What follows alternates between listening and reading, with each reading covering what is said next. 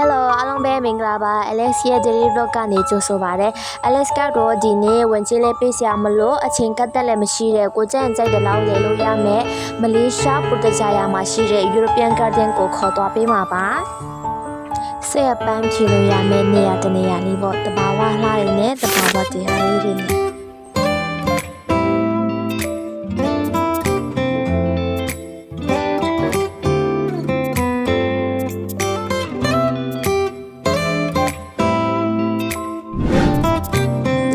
ဂျပန်တွေ့တော့အញ្ញံပြေးပြီးဗီဒီယိုလေးရိုက်လ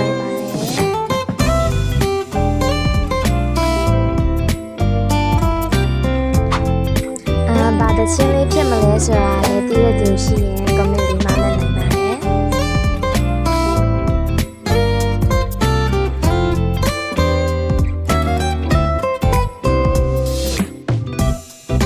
ဟာလေးဆောက်လိုက်တာဖြစ်ပါတယ်ဆိုရဲ TikTok ဗီဒီယိုလေးတွေကိုလည်းကြည့်ချင်နေဆိုရင် comment မှာလည်းနေပါရှင်။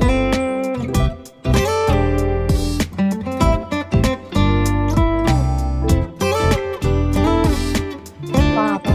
လို့3နိုင်လောက်တွားရင်လည်းအဲ့တော့နေရတယ်နည်းနည်းပူတဲ့ခါကျော်လေးရပြီးတွေ့ကပူတော့နည်းနည်းလေးပင်ပန်းနေပေါ့နော်။တကယ်တော့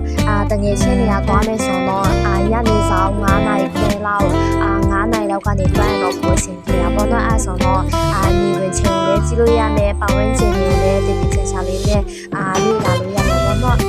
Alex ကညနေဆောင်နေဝင်ချင်းတော့မှမဖီလိုက်ပေါ့နော်မဖီလိုက်ဘူးဆိုတာတဲ့ဟိုည Alex ကစောစောပြန်လိုက်တာပေါ့အဲ့တော့မှနည်းနည်းရမ်းပင်ပန်းတဲ့ခါကျော်လေးအတူတူသွားတဲ့အမတယောက်ကခြေတော့အရန်နာနေလို့တဲ့မသွားနိုင်တော့ဘူးတဲ့ဆိုတော့ဒီတော့နည်းနည်းကြမ်းလိုက်တာပေါ့နော်အဲ့တော့ဆိုတော့နေဝင်ချင်းကိုမကြည့်လိုက်တကယ်လို့တကယ်ချင်းတော့ကန်တော့နေဝင်ချင်းကြည့်ဖြောင်ကြည့်ကြပါတော့အဲ့နေဝင်ချင်းအရန်လာတယ်တဲ့ Alex ကတော့မပြေလိုက်ဘူးမိတ်ဆွေတွေတားတဲ့ခါကျတော့နေဝင်ချင်းလာဖို့ဒီဖက်တန်လေးတင်နေတဲ့ပုံလေးတွေပျော်ရွှင်တဲ့အားလိုက်ရလေးပါစင်ကြပါစေနော်